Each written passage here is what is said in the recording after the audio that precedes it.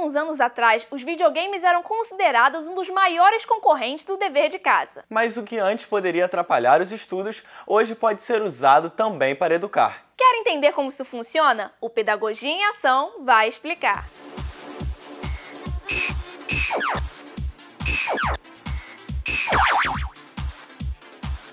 O uso de games em educação já é um processo antigo, né?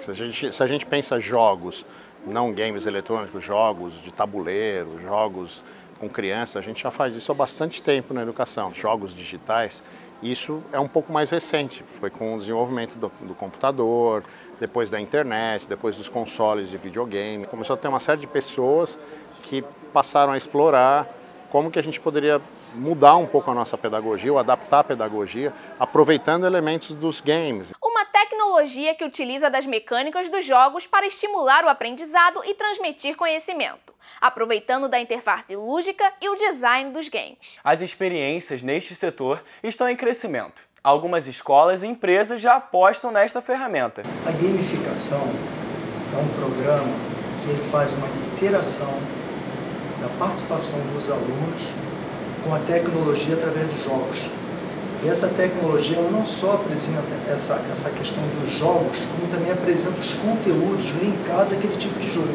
Então qualquer conteúdo que o professor dê em sala de aula, ele pode buscar nesses games aquele assunto ligado àquele conteúdo. A ideia de gamificação é você utilizar elementos de games em contextos que não são de games.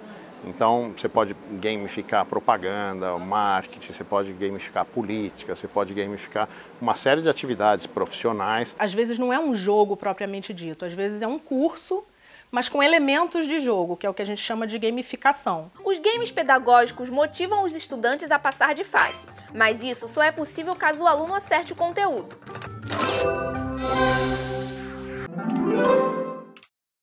A plataforma traz aí como recurso uma análise de desempenho dos estudantes em tempo real. Tudo que ele faz fica registrado.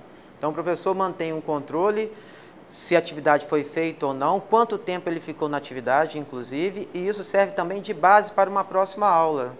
Já os games institucionais buscam aprimorar o engajamento e as atuações entre os funcionários e avaliar os desempenhos. A construção de um game passa por várias etapas e pelas mãos de diferentes profissionais. Isso tudo é definido no planejamento.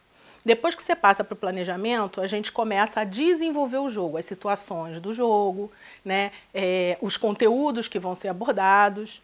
A gente começa a desenvolver a parte visual do jogo, né? Em paralelo normalmente. E isso tudo vai para uma validação do cliente.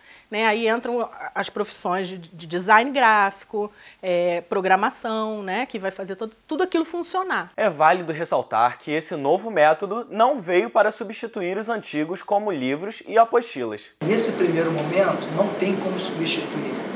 Até porque mesmo que o aluno do momento atual ele seja um aluno altamente pronto para usar a tecnologia, porque ele já nasceu com a tecnologia, ainda é um processo diferente dos professores que estão atuando, que nasceram fora desse processo da tecnologia. Eu entendo que é mais um recurso.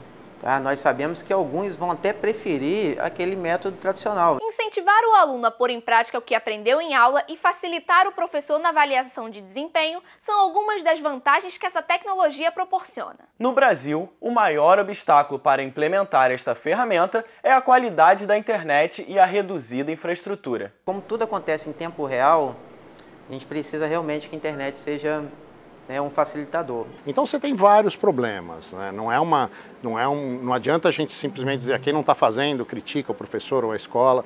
A gente tem que sempre olhar um contexto e ver o que é possível, como que as tecnologias podem ajudar naquele contexto, porque a tecnologia também não vai resolver tudo, não é a solução para a educação, não é a solução para o ensino, né? Professores, alunos e outros usuários aprovam essa iniciativa, mas o desafio de adaptar esse projeto nas escolas e empresas ainda é grande. É um meio mais fácil, assim, o professor não precisa ficar no quadro, isso ajuda muito, porque a gente gosta de computador, os jovens de hoje em dia, de usar a internet, isso facilita muito pra gente, a gente fica mais interessado. Você precisa de pedagogias, teorias de aprendizagem, de ensino e aprendizagem que fundamentem essa utilização.